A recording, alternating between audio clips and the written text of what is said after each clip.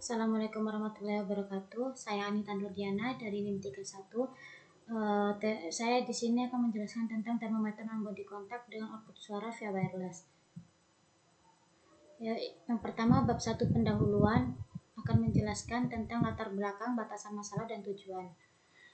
Latar belakang, coronavirus disease 2019 adalah penyakit jenis baru yang belum pernah diidentifikasi sebelumnya pada manusia.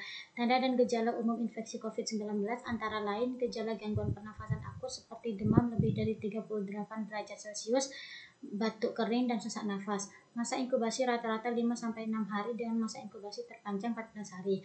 Pada kasus COVID yang berat ini dapat menyebabkan pneumonia, sindrom pernafasan akut, gagal ginjal, dan bahkan kematian. Termometer merupakan alat ukur suhu yang digunakan untuk mendiagnosa kondisi tubuh manusia. Suhu tubuh akan memberikan respon terhadap suhu di sekitarnya ataupun normal tidaknya manusia. Ada beberapa jenis termometer, yaitu termometer raksa dan digital. Pada umumnya, alat yang beredar di pasaran memberikan manfaat yang berarti bagi seseorang yang memiliki keterbatasan penglihatan. Suhu adalah ukuran energi rata-rata dari gerak molekular di dalam zat. Suhu tidak tergantung pada ukuran jenis dan ukuran benda. Panas atau dingin suatu benda dapat dirasakan dengan indera peraba. Namun indera peraba bukanlah alat ukur suhu karena tidak dapat menentukan nilai suatu benda dan satuan tertentu. Kronologi alat. Yang pertama, termometer dengan output suara dirancang dengan menggunakan sensor LM35 yang dibuat oleh Tiang 2003. Yang kedua, termometer suhu badan dengan output suara berbasis microcontroller ATmega 8 untuk pasien tunanetra yang dibuat oleh Rangga Budi Santoso pada tahun 2011. Kemudian yang ketiga, non-body contact thermometer with output voice dibuat oleh Nabila Akilat pada tahun 2020. Kemudian saya akan membuat termometer non-kontak dengan output suara via wireless dengan tujuan bagi orang tunanetra dengan kemampuan output suara dan juga untuk mengurangi paparan coronavirus dengan cara tidak memegang termometer secara langsung dengan menggunakan sistem wireless yang diharapkan bisa digunakan untuk seluruh kalangan pasien. Adapun batasan masalahnya yaitu yang pertama menggunakan sensor infrared MLX900615 sebagai sensor suhu, yang kedua menggunakan Arduino Uno, yang ketiga peletakan sensor plus minus 4 cm dari dahi pasien.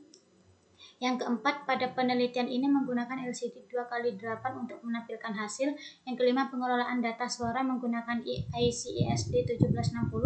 Yang keenam, menggunakan modul USB Pro S2C untuk wireless pengiriman data ke PC. Yang ketujuh, pengukuran suhu berkisar antara 34 derajat Celcius sampai 42 derajat Celcius. Yang kedelapan, resolusi suhu pada output suara sebesar 0,5 derajat Celcius. Yang kesembilan, menggunakan baterai sebagai sumber tegangan. Yang ke-10, pengambilan data dilakukan di dalam ruangan. Yang ke-11, pasien semua usia. Adapun tujuan pada alat ini yaitu dikembangkannya alat termometer non-body contact dengan output suara via wireless. Bab 2 menjelaskan dasar teori. Yang pertama, coronavirus disease 19, yang kedua suhu tubuh manusia. Coronavirus disease 19 adalah penyakit menular yang disebabkan oleh Severe Acute Respiratory Syndrome coronavirus atau SARS-CoV-2. SARS-CoV-2 ini merupakan coronavirus jenis baru yang belum pernah diidentifikasi sebelumnya pada manusia. Tanda dan gejala umum infeksi COVID-19 antara lain gejala gangguan pernafasan akut seperti demam lebih dari 38 derajat Celcius, kemudian batuk kering dan sesak nafas. Masa inkubasi rata-rata 5-6 hari dengan masa inkubasi terpanjang 14 hari. Pada kasus COVID yang berat dapat menyebabkan pneumonia, sindrom pernafasan akut, gagal ginjal, dan bahkan kematian. Kemudian pada suhu tubuh manusia, yang pertama batas suhu tubuh normal manusia. Suhu tubuh anak 36,3 sampai 37,7 derajat Celcius. Yang kedua, suhu normal bayi 36,1 sampai 37,7 derajat Celcius. Yang ketiga, suhu normal dewasa 36,5 sampai 37,5 derajat Celcius. Yang kedua, suhu tubuh rendah. Suhu tubuh rendah di bawah nilai normal disebut dengan hipotermia. Suhu tubuh yang sangat rendah atau hipotermia dengan suhu di bawah 35 derajat Celcius. Yang ketiga yaitu suhu tubuh tinggi. Suhu tubuh tinggi di atas nilai normal disebut dengan istilah hipotermia dengan peningkatan suhu tubuh di atas 37,5 derajat Celcius. Adapun komponen utama yaitu ada sensor suhu infrared. Sensor suhu infrared ini menggunakan MLX9016.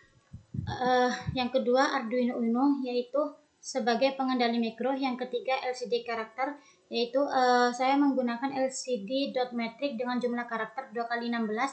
Yang keempat IC ESD 1760, yaitu sebagai penyimpanan data suara yang direkam dan didownload dengan durasi 60 sampai dengan 120 detik. Yang kelima yaitu speaker sebagai komponen output suara. Yang keenam SB Pro sebagai transceiver data dengan jarak transmisi 10 sampai 15 meter. Bab yang ketiga yaitu metode penelitian. Adapun metode penelitian yaitu ada dua, diagram blok dan diagram alir. Pada diagram blok, cara kerja diagram blok yaitu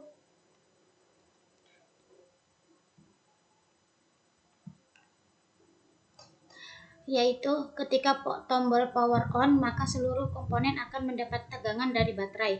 Sensor infrared akan bekerja dan membaca suhu tubuh. Sensor mendapatkan tegangan yang akan diolah menjadi data di dalam mikrokontroler. LCD 2x8 data dari mikro juga akan diteruskan ke IC ESD 1760 yang akan diteruskan ke speaker sebagai output suara. Mikrokontroler juga mengolah untuk transfer data melalui modul XB yang akan ditampilkan di PC. Kemudian diagram alir. Di sini diagram alir ada dua, yaitu diagram alir alat. Cara kerja diagram alir alat yaitu ketika tombol on pada alat, pastikan sensor MLX 9015 akan mendeteksi suhu tubuh. Setelah pengambilan data dilakukan proses perhitungan dengan mikrokontroler. Setelah data diambil, kemudian data diproses untuk output suara. Arduino akan mengirimkan data ke ISD 1760 yang akan diproses dan diputar ke speaker. Proses akan berulang sampai tombol dengan kondisi off.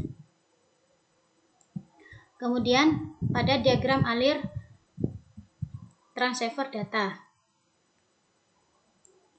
Cara kerja diagram alir transceiver data yaitu setelah sensor suhu mendeteksi suhu dari tubuh pasien, maka nilai analog yang dihasilkan akan diolah menjadi data digital pada mikrokontroler. Kemudian data akan dikirim melalui transmitter. User melakukan koneksi atau start pada PC untuk memanggil data input dari receiver. Setelah terhubung dengan PC, maka data yang diterima dari dari transmitter kemudian diolah oleh PC menggunakan aplikasi Delphi. Kemudian data akan ditampilkan ke PC dalam bentuk angka digital. Sekian presentasi dari saya. Terima kasih. Wassalamualaikum warahmatullahi wabarakatuh.